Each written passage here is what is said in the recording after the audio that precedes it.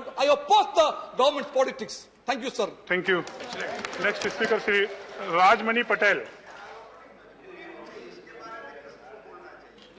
माननीय सभापति जी, 127वां संविधान संशोधन बिल, अच्छा हाँ 105वां विधेयक जो सदन में लाया गया है उसका समर्थन करने के लिए खड़ा हुआ। लेकिन माननीय सभापति महोदय, इस बिल में कोई कुछ ऐसा खास है नहीं। इसने कहा था कि पक्षी समझते हैं कि चमन बदला है, हंसते सितारे समझते हैं कि गगन बदला है, लेकिन शमशान की खामोशी कह रही है कि लाशें वही है, केवल कफन बदला है, कफन बदला है। माननीय सभापति महोदय, इस विधेयक को अगर सरकार की गलती सुधार विधेयक कहा जाए तो कोई अतिशयोक्ति नहीं होगी।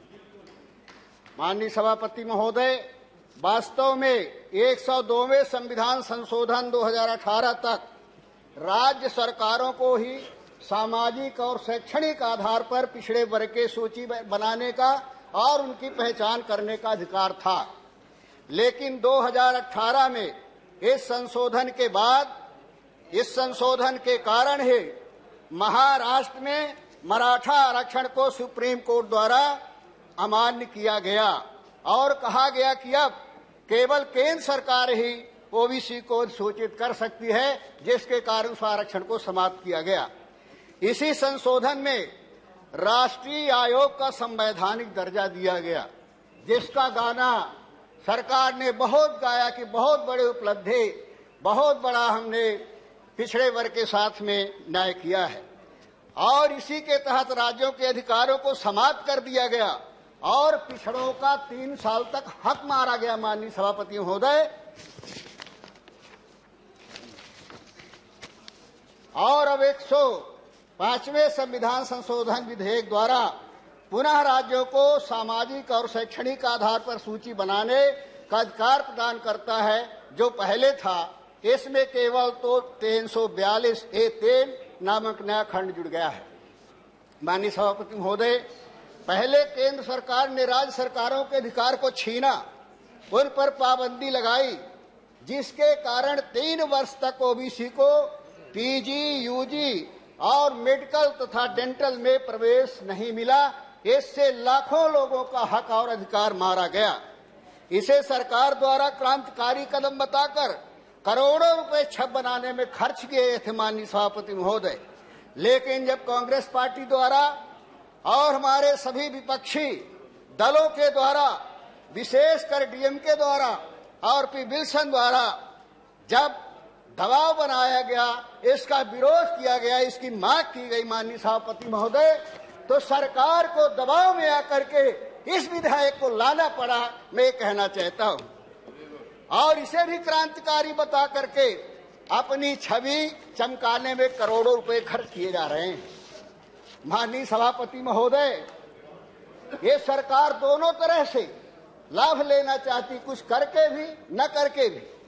जिन्हें कहा था कि इनकी इस पार से भी दोस्ती, उस पार से भी दोस्ते, अंधियारे से भी दोस्ते, उजियारे से भी दोस्ते, है अमावस से लड़ाई, युद्ध है अंधियार से, यह लड़ाई अब लड़ोगे कौन से हथियार से। ये इनका दोहरा चरित्र है। माननीय सभापति महोदय, देश का ओबीसी अब जाग उठा है। 52% ओबीसी है, जो इस देश की ताकत है, इस देश की प्रतिभा है, इस देश की शक्ति है। जब ओबीसी का खून और पसीना बहता है, तब देश की प्रगति और विकास की आधारशिला रखी जाती। माननीय सभापति महोदय, अब वो समाज जाग उठा है और आपके कारनामे को देख रहा है। ये 52% ओबीसी ने आपको जीत का ताज पहनाया है, लेकिन आपको नहीं भूलना चाहिए कि जिन हाथों में ताकत है तिलक लगाने की, उन हाथों में ताकत है सरताज भी उतार लेने के, सरताज भी उतार लेने के। ये नहीं भूलना चाहिए। माननीय सभापति, ओबीसी के प्रति सरकार की नीयत ठीक नहीं है। इसकी मैं लंबी कहानी नहीं कहना चाहता। अगर इनकी नीयत ठीक होती वहीं से पहचान लीजिए कि जब मंडल आयोग लागू हुआ था उस समय कौन सी विचारधारा थी जो कमंडल के माध्यम से आरक्षण का विरोध कर रहे थे, जनता का जहर घोल रहे थे, उससे इनकी विचारधारा की पहचान हो जाती है। माननीय सभापति महोदय श्री ने ठीक कहा था कि यदि लहर लहर पर कगारों की नजर टेढ़ी हो, कल के चमन पर बहारों की नजर टेढ़ी हो, कैसे पहुंचेगी पालकी पिया के देश। यदि भोली दुल्हन पर कहारों की नजर टेढ़ी हो, बहारों की नजर टेढ़ी हो। माननीय सभापति महोदय, जिन लोगों ने ये सौगंध खाए थे पिछड़े वर्ग के हक और अधिकार की, इस देश के प्रगति और विकास की डोली को मंजिल तक पहुंचाने के लिए इनकी नीयत ठीक नहीं है। पिछड़े वर्ग का भविष्य क्या होगा, ये विचार करने की जरूरत है।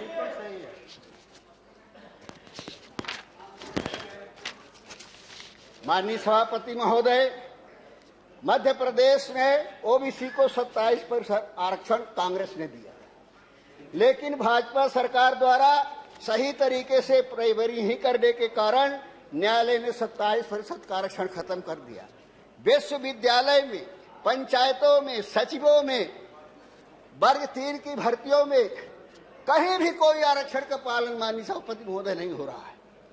छात्रवृत्ति में कटौती कर दी जाती है, ओबीसी का बजट कम कर दिया जाता है और प्रमोशन में आरक्षण नहीं दिया जाता। इससे सरकार के नियत उजागर होती है। माननीय सभापति महोदय, आज एसटी को 21%, एससी को 16%, ओबीसी को 27%, ईडब्ल्यूएस को 10% आरक्षण दिया जाता है, तो 74% होता है। माननीय सभापति महोदय, आरक्षण की सीमा का कोई संवैधानिक बंधन नहीं है। इसे वजह से तमिलनाडु को 69% आरक्षण मिल रहा है। संविधान की मंशा है कि विशेष परिस्थिति में आरक्षण की सीमा को बढ़ाया जा सकता है, लेकिन सुप्रीम कोर्ट के एक निर्देश के आधार पर सरकारों को बहाना मिल गया है कि 50% आरक्षण के नाम पर 52% पिछड़े वर्ग के लोगों को के हितों पर कुठाराघात किया जा रहा है। इसलिए हम चाहते माननीय सभापति महोदय कि ये बंधन खत्म होना चाहिए और 50% से अधिक आरक्षण प्रदेश सरकारों को 75% तक आरक्षण का अधिकार मिलना चाहिए। ये मैं निवेदन करना चाहता हूँ।